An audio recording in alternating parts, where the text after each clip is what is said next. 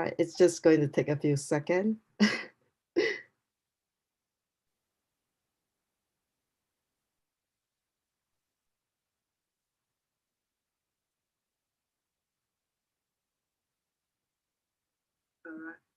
So we are on live now, and let me now start this session. Just give me 1 second.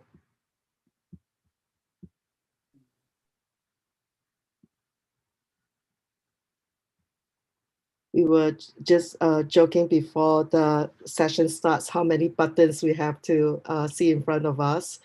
So, but definitely, let me just, cool.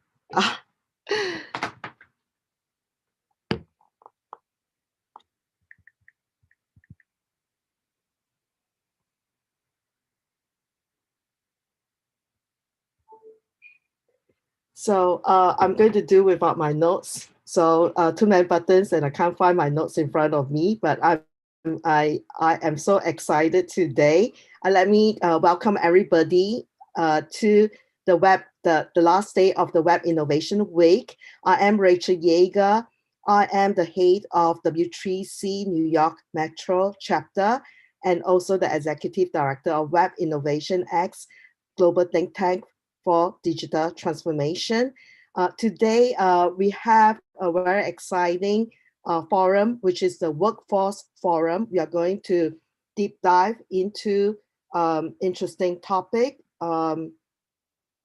of the future of work, digital transformation, upskilling, talent management, gender equity, and career trends. So in front of me, and you can see in the panel here, there are such amazing women, and I'm so thrilled to introduce them. So first, I just want to show what a nice expert panel of speakers we have invited, and I'm going to introduce them one by one to everybody.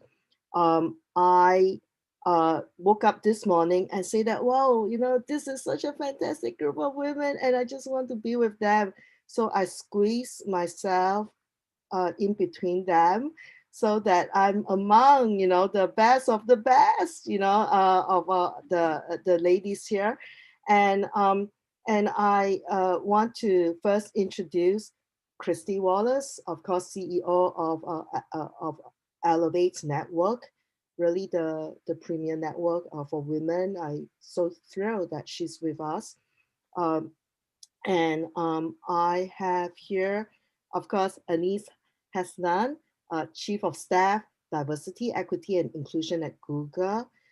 So really, the first thing I asked Anis, and she, without hesitation, just want to come to this forum. So happy, thank you. And of course, our live stream is working in perfection, thanks to her. And we have Janine Jensen, who is Senior Director of Inclusion and Diversity at TIVA. She is a dynamo. She's really dynamic in the Hispanic Women initiatives. So we're so thrilled to have her with us. Of course, I will now also introduce Karen Myers, W3C business leader in for North America and also for Americas and also the Australia. And so thrilled that she is going to open up with from W3C to address this workforce forum. So she'll be speaking shortly. I just want to mention that today I was thinking that I have to squeeze Karen into among us. So I put her among us. And so I just love this array of fantastic women right in front of us. And now I'm going to pass to Karen to start the opening. I am going to just change the, so Karen, I think that you can start talking and then I will be sharing your presentation. Okay, thank you so much, Rachel. You'll be screen sharing? Yes. Okay. Well, it's a pleasure to be here and welcome everyone. I just wanted to give a brief overview so people are more aware of who W3C is, the World Wide Web Consortium. And go ahead.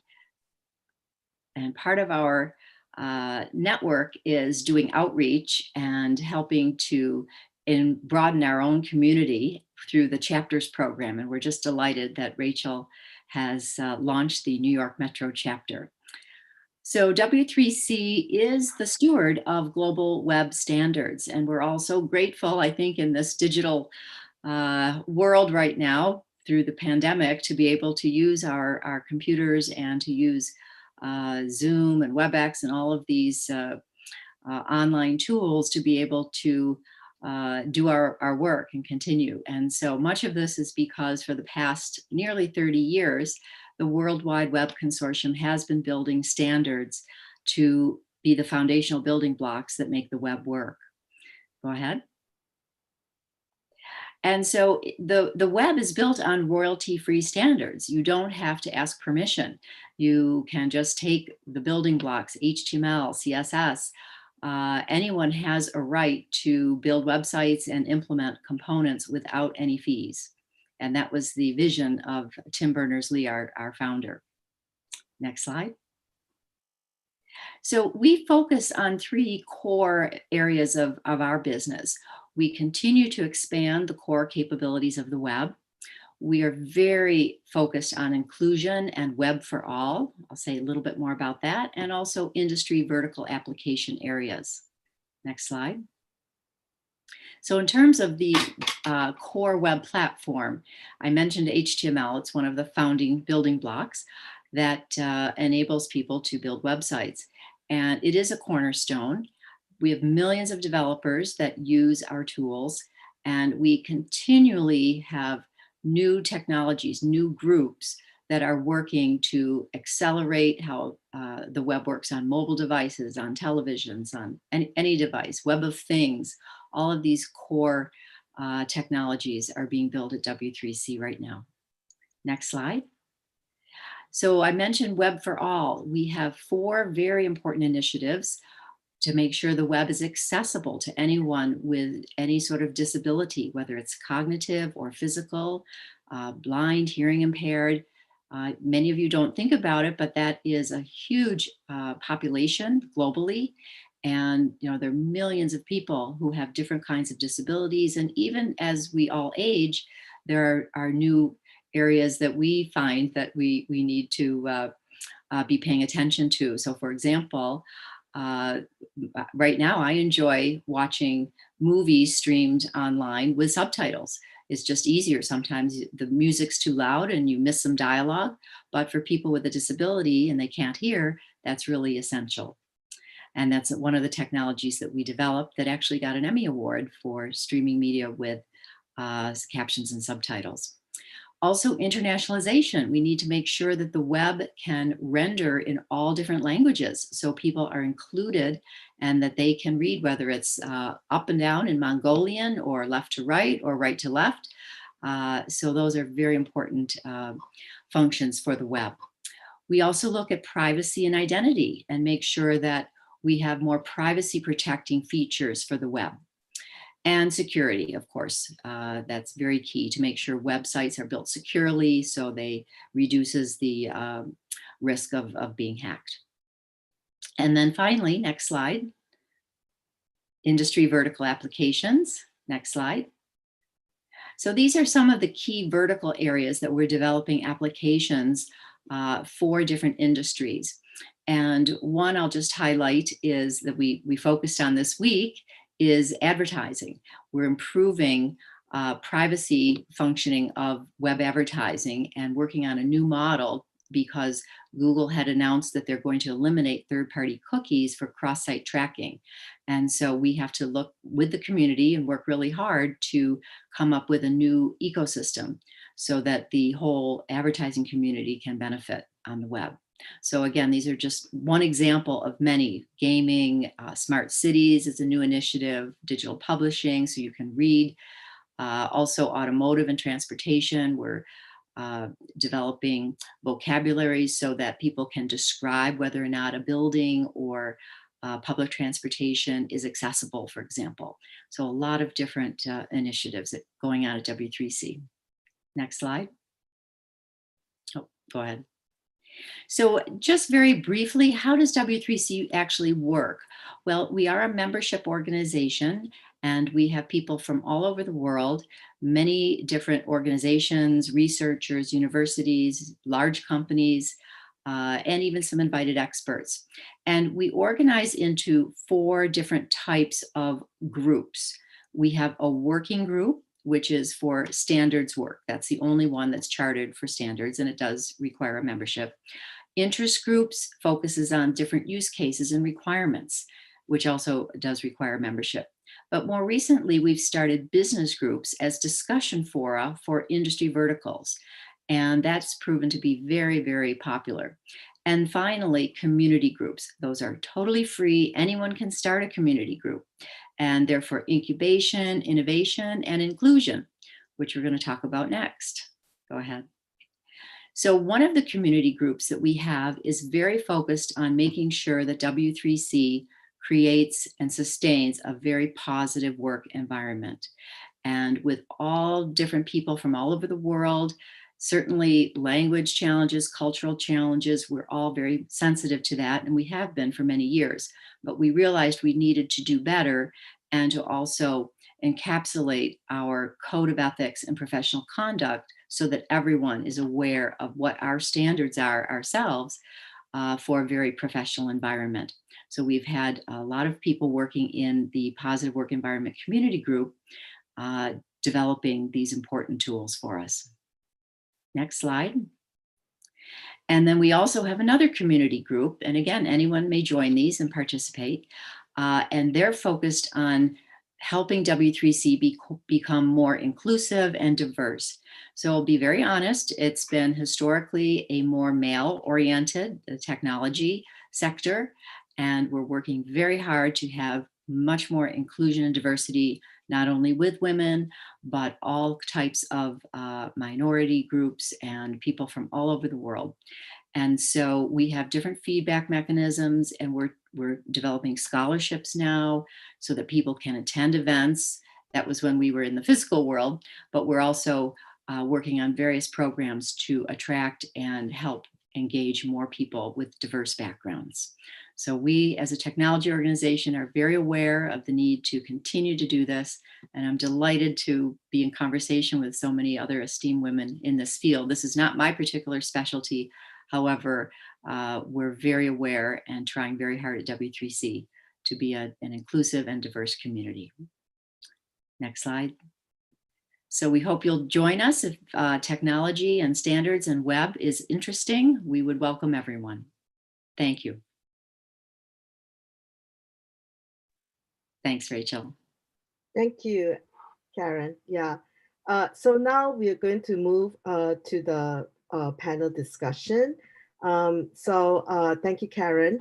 And I will now invite everybody from the panel to make a short introduction of yourself and what you do, starting with Christy. Thanks, and thanks for having me here today. I'm really excited for this conversation. I'm Christy Wallace. I'm the CEO of Elevate Network.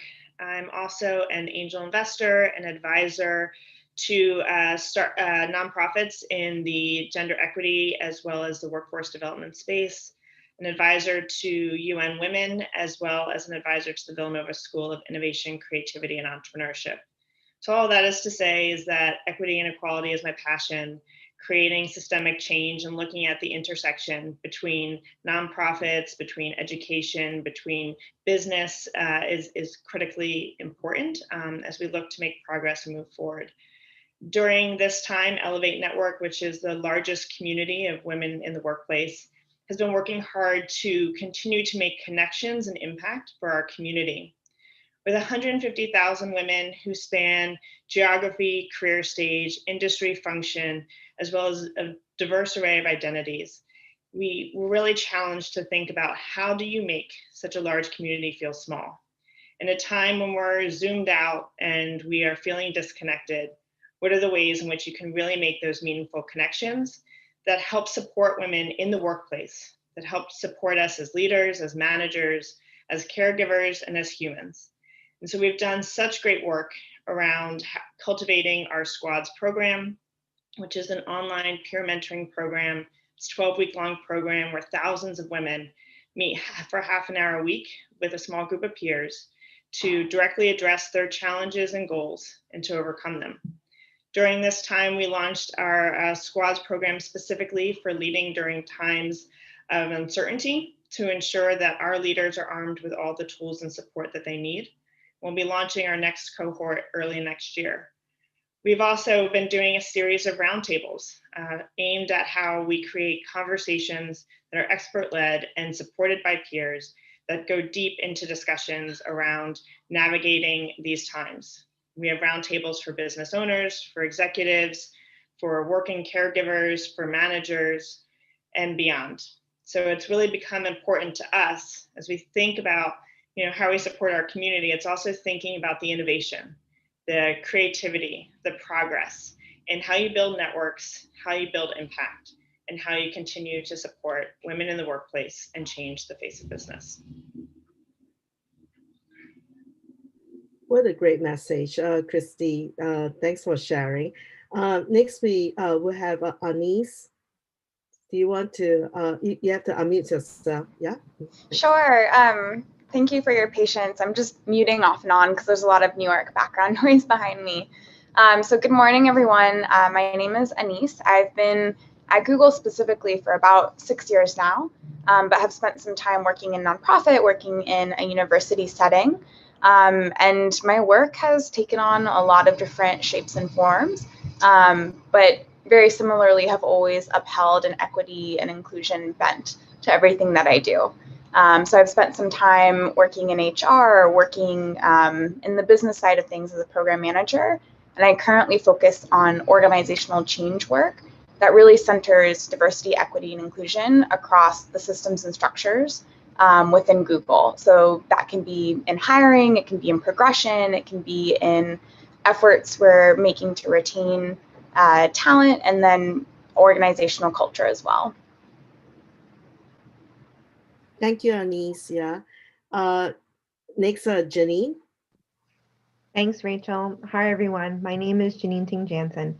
I come to you with experience in HR. I've worked in finance, legal, and most recently pharmaceuticals. So I just started a new role focusing on inclusion and diversity. So with some of these things that I have been very active on include in the past president for Postmonica New York, where I've really worked on development and engagement with our membership to help them accelerate their careers and mentoring and other philanthropic efforts. I'm also an advisor for the Congressional Hispanic Caucus Institute, the Alumni Association, as an alum of that organization, recently, just even last night, meeting on our election process for that. So very active with them as well. I'm also a recent author with Latinos Rising Up in HR with 19 other fabulous women, really just looking at HR as an opportunity for career growth for themselves and how we're supporting others. So I feel that I show up with first gen Latinos, anyone marginalized, to help them get access to college as a first generation college student in my family. I think it's very important. I'm multicultural and I am a mom of 3 children. And it's really important to me, our educational access and what that looks like.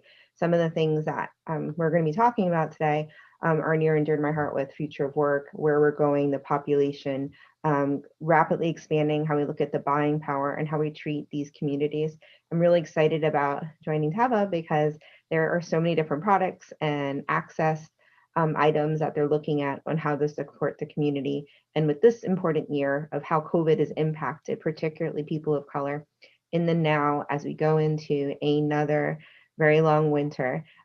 These are important issues that we're going to be feeling for a very long time as we see women exit the workforce, as they seek to come back, how we have to support them as working mothers and mothers just being home if that is where they are, educating their children. So there's a lot of social issues happening now, and how we access technology when we talked about the disabilities of what some people have, it's so important, the access issue here. So I'm just excited to be here and just very well aware of all these items. And I'm delighted to be on with Chrissy and Anise as we talk about this. And I'm always happy to partner with Rachel because she brings to the table these really important topics. Thank you so much. Now I invite all the panel speakers to unmute yourself. Karen, I'm just going to put you off the video, and please join us again in a bit. Yeah. Janine, I just wanted to say congratulations on your new role. Oh, thank you. Very exciting. Thanks.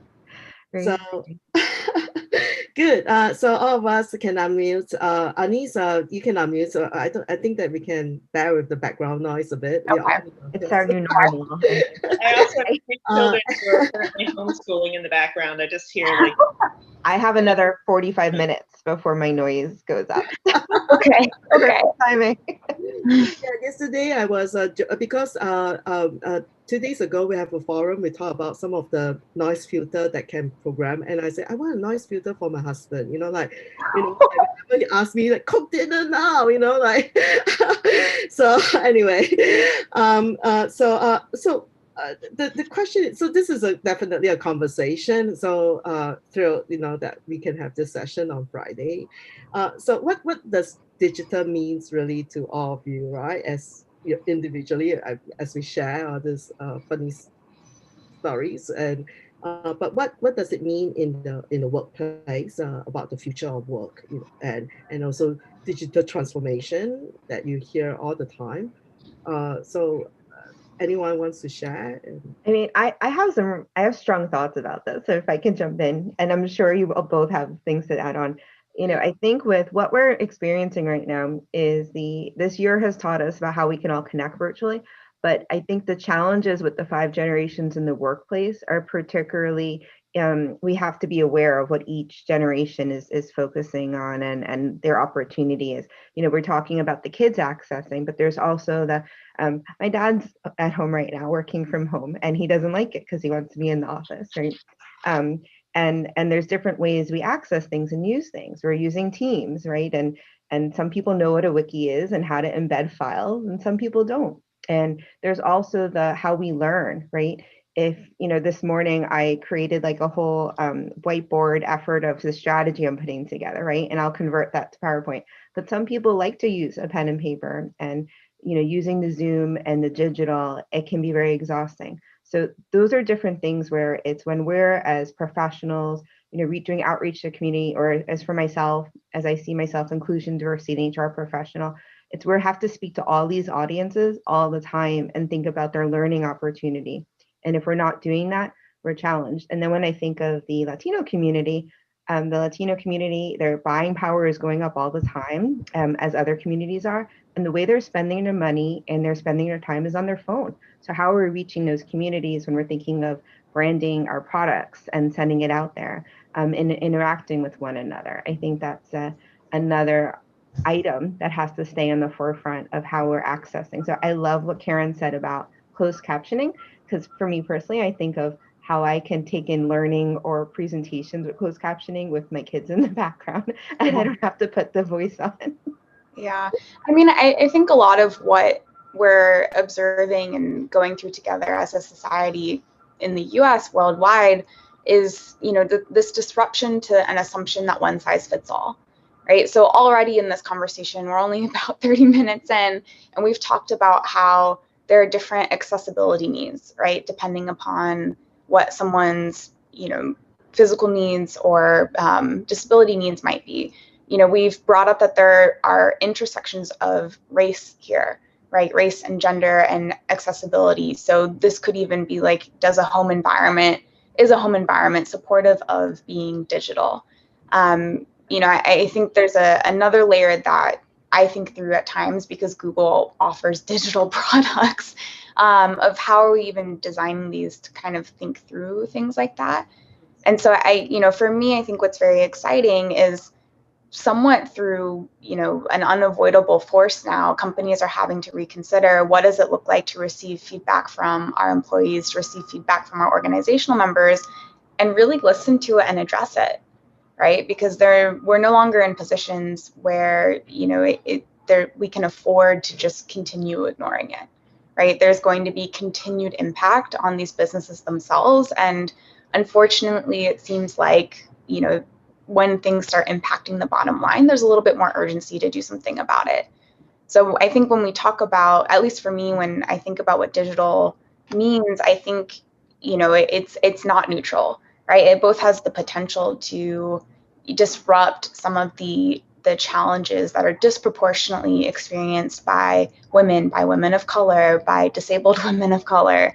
It also has the potential to perpetuate them as well if there's not careful and thoughtful investment and a disruption of some of these power dynamics we see in power hierarchies. So as folks are giving feedback as to what their needs are, they can actually be met versus, again, trying to take this very, you know, one size fits all approach. Wow. And for us, you know, and for me, I think about digital much more in terms of the connection. You know, heading into this time, a lot, you know, so much of the output in a digital landscape was more just for viewing, for consuming information versus really engaging with it. You know, there's a stat where 98% of people on discussion boards, for example, are just watching what's happening versus truly engaging with that. And then how does that create a divide against whose voices are heard, who's really feeling welcomed, included, who's being a part of this versus being on the outside of it. And that spans across, you know, school, where my children are, you know, in Google Classrooms and doing breakout rooms and class projects. It spans across the workplace, where suddenly those organic conversations that happen in the kitchen aren't happening anymore. And how do you mimic that in this digital space? It happens amongst communities and networks, where so much of that was, you know, meeting people at events and having those, you know, in-person conversations. We're humans, we want that human connection. And how does that translate to this virtual space? We live in this time where I like to describe it as, you know, we're all on this major highway and there's all of these cars going parallel.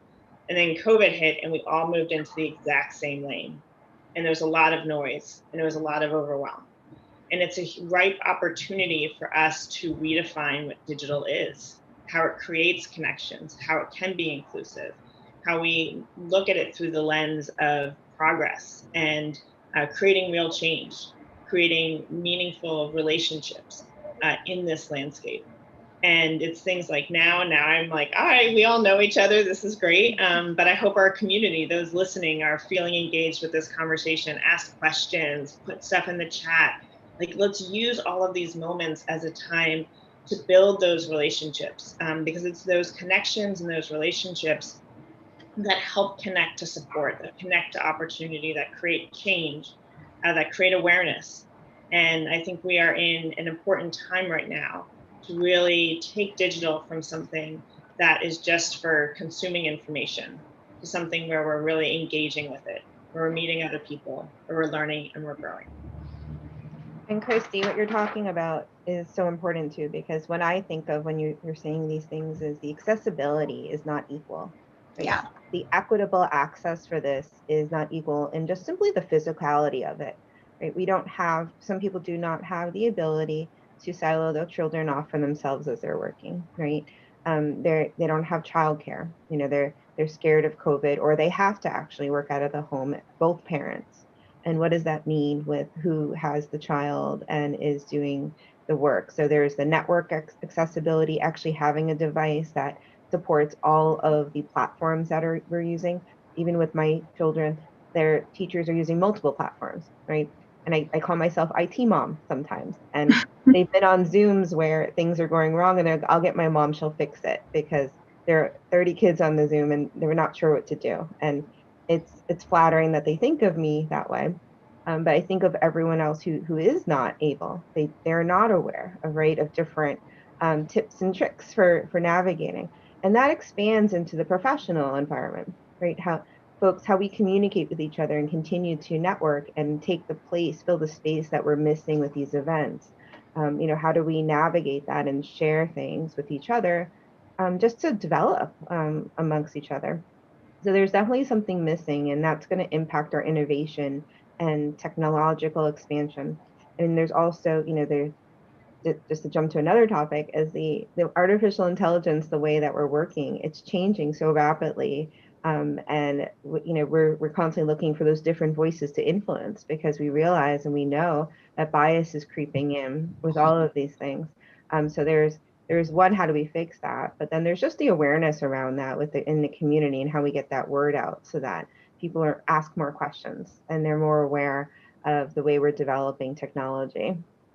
Yeah, thanks for bringing out the AI piece and machine learning, and you see all this buzzword keep on popping like in front of us, like, and everybody feel. I think there's a pressure from the workforce. Everybody needs to like know about AI and machine learning, but what does that really mean? You know, like when I think about it, because my background is in those areas, but I was thinking that what does that mean? You know, go and learn about AI, go and learn about machine learning. How does it mean to the workforce? I just want to hear from your perspective, like what that really means for you and the workforce. I know Janine talked a bit about that, but yeah. Yeah, I mean, I think to build off of a little bit of what I was hearing from Janine, and also to kind of loop it back to what I said earlier, technology is not inherently neutral, right? So when she talked about the bias that exists within these types of technologies, all the way through to the specific products or the specific services that we experience, technology is not built neutrally. And I think that, there's so much opportunity and frankly urgency to disrupt some of the pre-existing biases that have been pre-baked and pre-built into these technologies, because we're all functioning within a broader, highly racialized, very, gendered society amongst, other systems and structures. So I think people's understanding of it will depend on their proximity, right? Someone who's a machine learning specialist might be engaging with it and thinking about it very differently than someone who is really appreciating, the Netflix recommendations that are popping up and feels that they're either tightly aligned with their interest or incredibly misaligned because the algorithm's a bit off for whatever reason. So I think this is where, there needs to be, I think, a little bit more accessibility even around these topics. Some of the hidden curriculum, so to speak, that exists within technology that makes it incredibly inaccessible, right? And whether that's the language that's being used, or barriers to access to different courses or to understanding it, all the way down to data security and data privacy, especially as more and more folks are engaging with digital services. So I think there's an education component that's really critical, so folks understand and can more actively consent into utilizing these products, and can frankly more actively advocate for the corporations who are benefiting from us using them and making profit off of it, actually making some significant changes to how their services are built to, again, disrupt some of those biases that we see pre-existing, and to Janine's point, becoming even more evident as more and more folks are utilizing different services and products. Yeah, I agree with that. Absolutely. Just during the pandemic, just look at the CDC website, and FDA website, and we talk about cognitive accessibility. Like, man, like this information, like you need like a PhD, like be a doctor to understand. Yeah. Right. Yeah. And so like, I think at that level, I think that it needs to address is the connectivity and accessibility and inclusion. Jumping into the video communication, and just now, Christy, you were mentioning something about connectivity that is so true, so important during this period. I know that Elevate Network is so good in terms of communication, in terms of even using the video, in terms of in the social media to broadcast your message. And now there's this trend about like augmented reality, virtual reality, and how do you see that playing for even for yourself and for the future of workforce? Yeah, I mean, I know that there's a lot of work around augmented and virtual reality to create exposure to different identities and experiences. So you could, be using virtual reality to be, experience what it's like to be a woman in the workplace, or experience what it's like to be a Black woman in the workplace, and kind of what are those interactions and engagements with others, as a means to really internalize that experience. And so what oftentimes happens is we use data, data about inequality, data about representation, to impact policy and change. But data without the human element, without the storytelling, without the emotion, isn't solely going to drive that change. So what we really need to do, and something that's important to Elevate, is creating opportunities for those voices to be heard, for the stories. We're currently doing our Raise Her Voice campaign, which is really around the storytelling, encouraging our community to share the experiences that they've had in the workplace and the world that have impacted them, that have defined them, that they have overcome, and that resilience. And through that storytelling, then how do we encourage our community to be more proactive, to be better advocates and allies, to create change? And that's where I think there's this opportunity. How do we use the digital technology to create the access, to create the stories? And it's, there's a lot of work to be done there, certainly. I am concerned around, the representation in the workplace, and what we've been seeing over the past couple months around who's leaving the workplace, who, due to caregiving responsibilities, due to, economic and layoffs, furloughs, that's creating a huge shift around the progress we've made around a more diverse and equitable workplace. And if you then think about who's, determining policy, who's determining creating the AI, who's building that, what shift does that then make into the ultimate impact or lack of impact in the direction that it goes? So it's also interconnected around, how we're telling the stories, how we're creating awareness around who we work with and who we serve, and then how we're ensuring that we're not moving backwards in progress because of the shifting demographics of the workplace during this time and into the future. Yeah. I want to tease out a really powerful thread that I'm just kind of hearing across this conversation, across questions, and it consistently in different ways, shapes, or forms. What I'm hearing is this repetition of we really need to start prioritizing people, right? That we are humans before we're wage laborers, and that's becoming increasingly evident as more and more folks become aware of these frankly pre-existing issues that maybe are being brought to their attention even more aggressively due to the pandemic and that layer on top of what existed before. And so whether that's making sure that folks have the accessibility they need or the flexibility they need, right, depending upon their work from home environments. I'm literally sitting on the floor, there's someone on the couch, I'm sharing a 1-bedroom with a friend to help her out with rent, right? There's noise in the background. So, we're having to be flexible with each other, even right here in this call. But, from the technology that has been built and exists and that we're using to, investments that folks are making, if we are not prioritizing people and using that as our measure of success and that as our, guiding light, we're going to continue running into these issues, right? And I think that, we've kind of reached this point where we've associated innovation with just pure efficiency, right? Where machine learning, artificial intelligence, might help make faster certain processes that were perhaps done more manually beforehand, but there hasn't been that relief either of, okay, if we're taking that pressure off, how are we reinvesting that in our people, right? So whether that's, making sure that we have those resources available or we're setting appropriate goals to account for the shift in childcare, right? Or the shift in expectations that women in particular experience, given so often we are, expected to do the second shift once we get home, right, of logistics in our day-to-day life. Rachel, you mentioned cooking earlier. You know, like Janine's mentioned, like taking care of, I think, your children, if I remember correctly.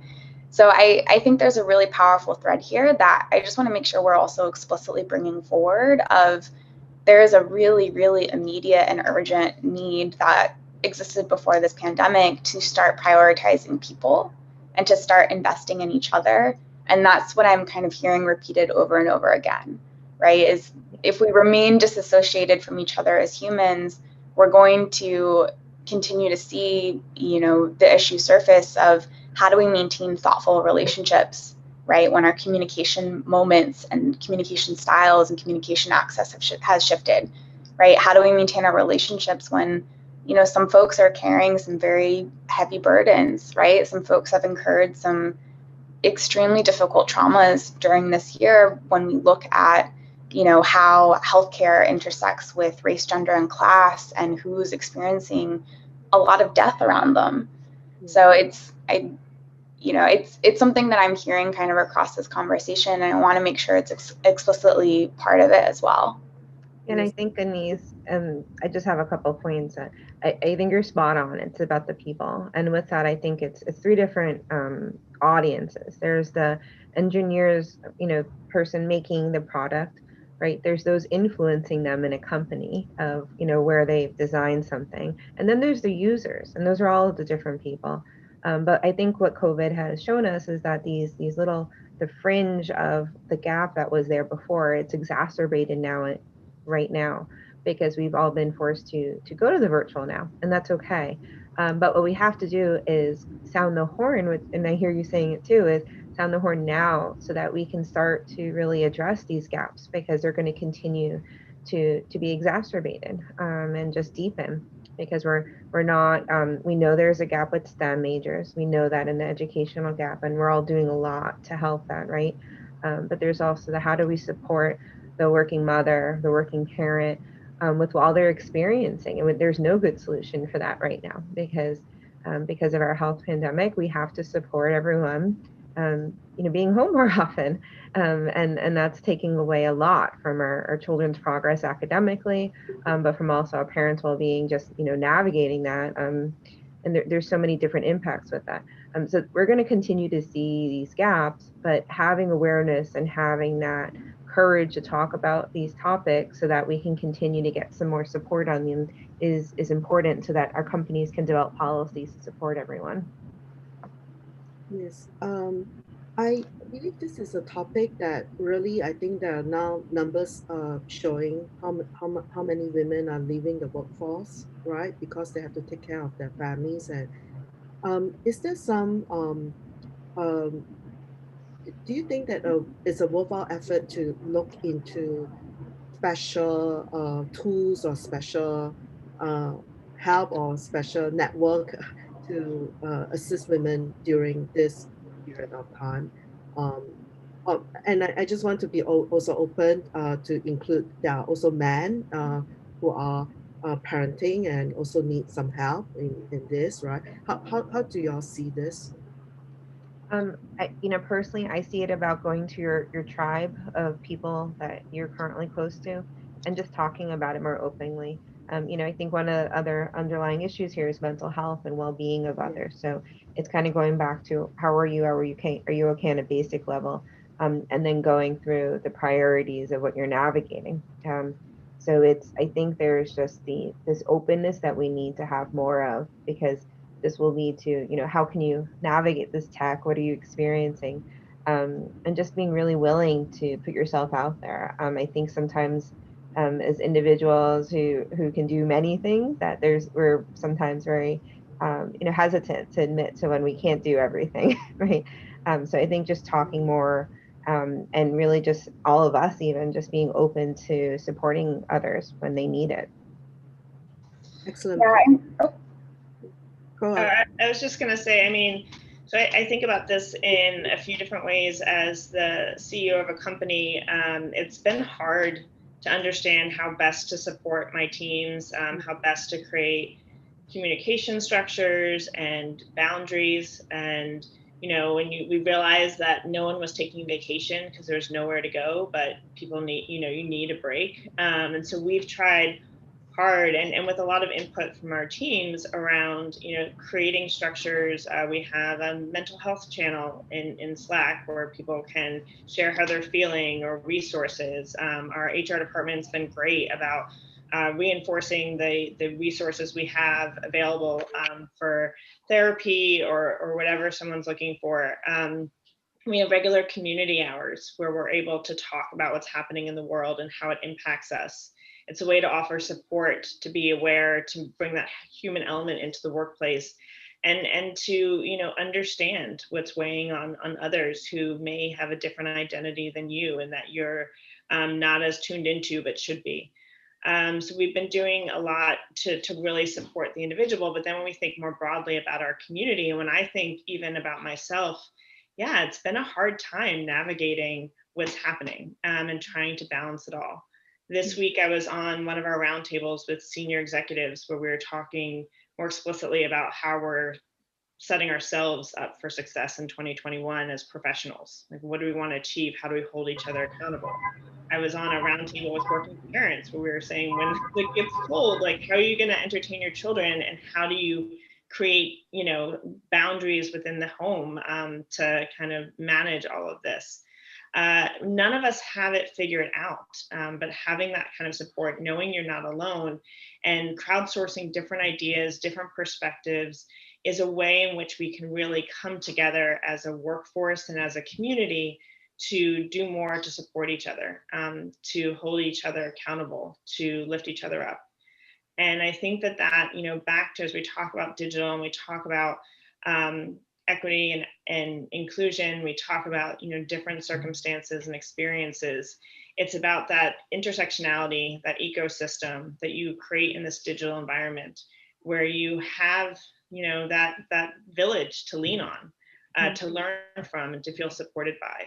We, as myself as a working caregiver and as a woman, I'm navigating so many identities right now. How do I lead? How do I support myself? How do I support my relationships? How do I support my children? How do I, redefine what all this looks like in a way that works for us in a world that's constantly changing? And so it's just important to be intentional about that. I think that's another underlying theme about this conversation today is, like, how do you be intentional about recognizing, like, what are the things that are important that we as leaders need to make sure we're addressing? If it's the teams that work on our technology, if it's what our users need and how their needs are changing, and if it's what we as individuals and as employees and coworkers, as managers, need to do to support one another. The workforce is changing. And I think that can be exciting as long as you're intentional about knowing which direction you want it to take, what are the things you want to be better, and how do you really pave the way forward. Really, I think that the common theme, like Anis is saying, is the human before technologies, right? We are talking about technologies, but really it's the human, right, that we need to be conscious about and also intentional about. So very good, strong points. Yeah. And I would just like to point out too, like, it shouldn't always have to be on the person experiencing the need or the oppression to constantly figure out ways to better survive, right? It should not, right? It's the unfortunate reality within the U.S. in particular, but even earlier when I think it was Karen was making an allusion to race, like, white people are the global minority, right? Black and brown and indigenous and folks of color are the global majority, and yet consistently the narrative in the U.S. reframes it differently, right? Reframes it as we have a certain expectation as to who status quo is, or who the majority identity, like what majority identities look like. And so, yes, we can have all these conversations amongst women, and I think even taking it many steps further and explore the intersections of race and class and gender and sexuality and what that all means. But there's also work to be done. If folks have proximity to privilege, to capital, to resources, to access, they need to be doing their part too. It cannot just be, how do we better survive in these moments and moving forward? It needs to be, how do we fundamentally change the underlying conditions as well? And everyone needs to be involved in that change. So if we're looking at it from, the lens of gender, it cannot just be, women or folks who are femme presenting or trans women constantly advocating to just survive better, right? There's a reason why we're seeing this dropout of folks from across industries and across the workforce. And, in a society that's so set up on wage labor, where so much of our benefits are also tied to our employment, including healthcare, right? Which is really scary during a worldwide pandemic. Yes. There are going to be additional repercussions that come from this mass exodus that we're seeing. All the way from, if we're looking at technology specifically, product design, whose voices are in the room, whose identities and perspectives are being considered and kept in mind so it's accessible later down the road, all the way through who has access to the profit and the resources that those sales or that usage yields, all the way through who can even utilize it. So I think it's important to share kind of amongst ourselves what's working, and to especially continue building solidarity across lines of class and race and sexuality. And we cannot, like folks who find themselves in a position where they can move the needle, where they can help change underlying conditions, really need to step up and do so, right? And I think if we look at what's happened over the last few weeks in this country, we've seen that, right? So if we look at, for example, the Black Lives Matter movement, right? It's great that, we're seeing some shifts in who our leadership is of this country, but that doesn't mean that those underlying conditions have gone anywhere, right? And I think What? No, I was just gonna support what you're saying, but Yeah, thanks, yeah. that it's a foundational change we're looking for, and that these audiences and voices, we have to change it across, because we have to get from being a reactive community, right, in the corporate place and personally and in the school system. We have to get from being reactive to just foundationally, we're pretty close, because we took the time to make sure all the voices are at each side, so to see it from all angles. Because what we've seen is the COVID impact, and then the racial justice impact with Black Lives Matter. And we saw people really flat-footed and not sure what to do. And for me, earlier this year, the conversation was just ask people how they're doing. Slow down, have that conversation, because you don't know which one it is right now, what's going to be affecting them. And we don't slow down enough. But that's so pivotal. And back to your earlier point of, it's people. It's the investment in the people we have to do, because everything else will follow.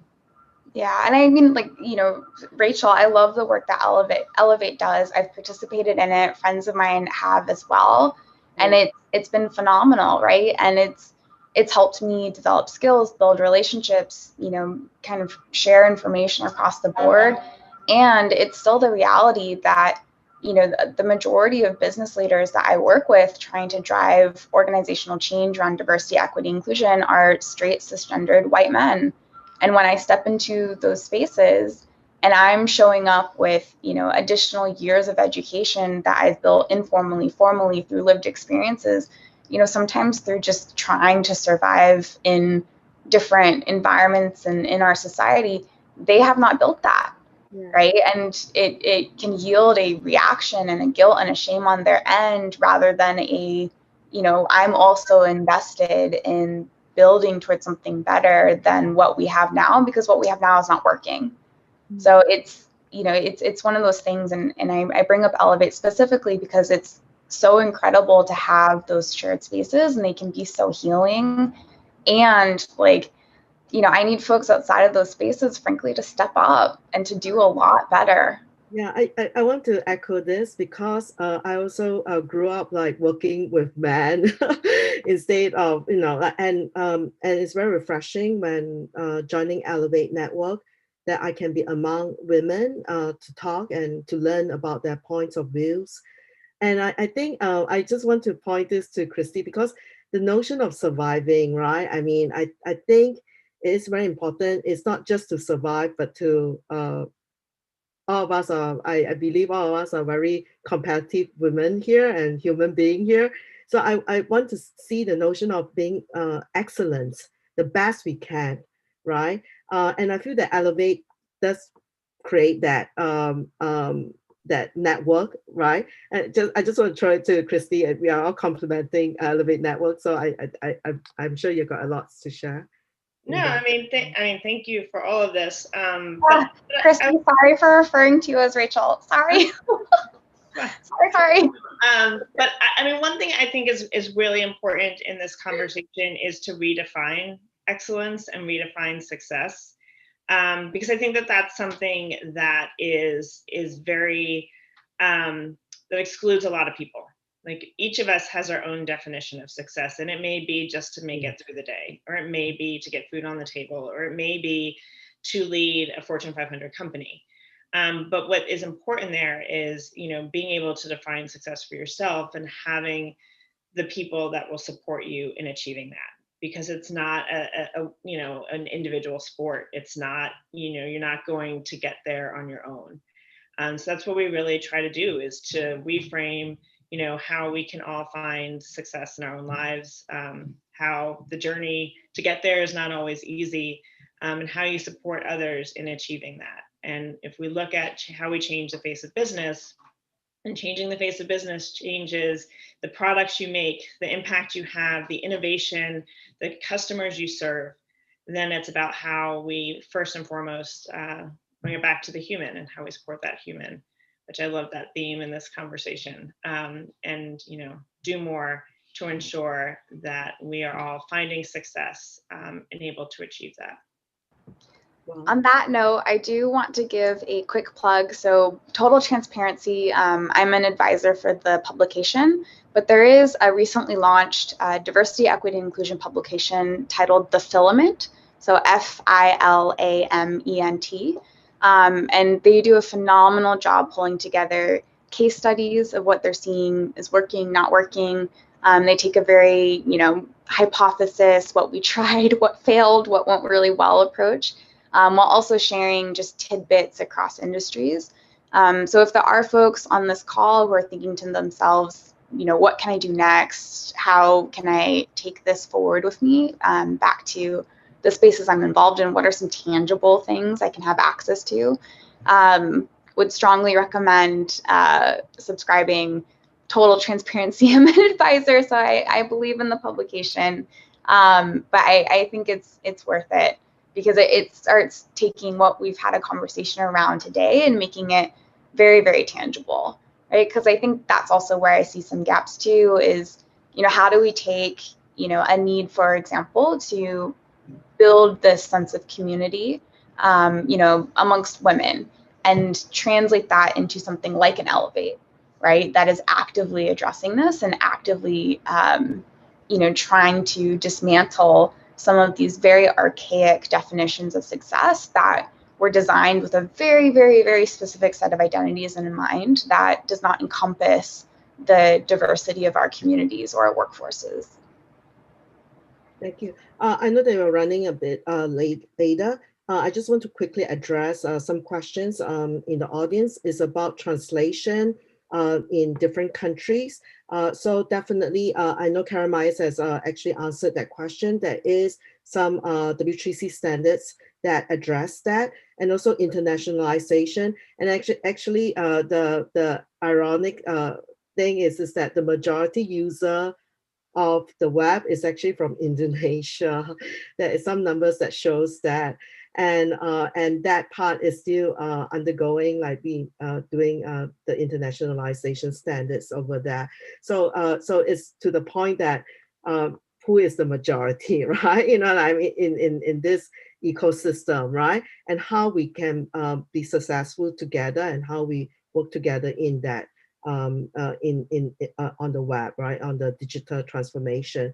I want to like to give a minute for everybody to close this, because I think that we just embark on a very strong theme about the human before technology. And just I would like to, because for the time, and I think that we will organize another session that we can really deep dive into this topic, because 2021 will be a year, I think, that lots of discussion on this. What would you want a takeaway that can help business women in particular to thrive in this environment, to be successful as a digital workforce of the future, and also to be contributing to their community and to be a leader. So what would be your advice for women, and also for anybody in the audience to want to know about that? If I'll jump in, if there's something you're uncomfortable about, be it with your role or a technology, ask your tribe and find others to support you with that. Because if you're uncomfortable, others are. And even if that question is about diversity or gender, because we all owe it to each other to be an active ally for one another, regardless of if you are in a group or in group or out group. Just be aware of how the digital is changing that viewpoint, and just be confident with who you are as well. Thank you, Janine. Yeah. I would say don't resist change. It's a new way to lead, a new way to manage, a new way to show up. Lean into that and be really intentional about being curious about others' experiences in the workplace, your customers, what their needs are, how they're changing, and then be intentional about making that happen. Yeah, I mean, I would throw out there to coalition build, right? It is not our responsibility to internalize the opportunity to move beyond patriarchal structures or move beyond sexism, right? There are things that we can do within that, and it also takes folks who perhaps don't identify as women or femme or trans women also doing their part. So, really, if coalition build, right? Find who those folks are who are claiming to be allies and make sure they're actually doing their part, right? If there is a need that they can help with, they need to be helping with it. I think what comes top of mind for me is some of the ongoing work that has been taking place within the tech industry as it comes to, inappropriate encounters or engagements between men specifically in power and their employees.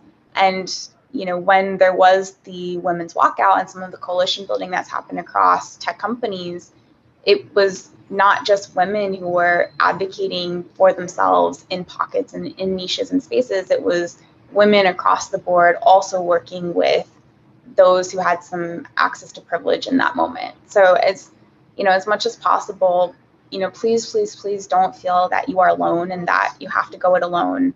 If you can, coalition build, because it's in that sense of community and that solidarity and in that prioritization of people where what we continue to see changes in underlying conditions. With that note, I just want to say thank you to all the panel speakers. I also want to share that when I asked each and every one of these brilliant ladies in front of me whether they can share their point of view about the workforce of the future, and they just immediately say yes when I requested it. It's a sign of leadership. Like this is what leadership is about. They want to voice what they know, and they want to share that with all of us. So with that note, I just want to say great thank you to a big thank you to all of you, because this is the last day of the Web Innovation Week. And we actually started Monday with Leadership Forum. And today, this is a Workforce Forum. But truly, I think that is leadership, is all about leadership here we are talking about. And thank you for being such a great voices, right, for women and also workforce for the future. Thank you, everybody. And I'm going to close the session now. And I'm going to follow up with each one and every one of you. And of course, we have all this PR and write-up of this event. And I think 2021, I'm going to invite all of you to continue. I think the time is too short for this discussion. Not much more to say, but I'm just being respectful of your time. And, and we did say that it's just 1 hour. And next time, maybe we'll plan a longer session. So All right. Thank you, Christy. Thank you, Janine. Thank you, Anis. Thank you so much. All right. So Thank you for moderating, Rachel. You did an excellent job. Rachel. yeah, thank you. You And all. be safe and be strong and no, and so happy to see all of you. Yeah. All right. Okay. Thank you.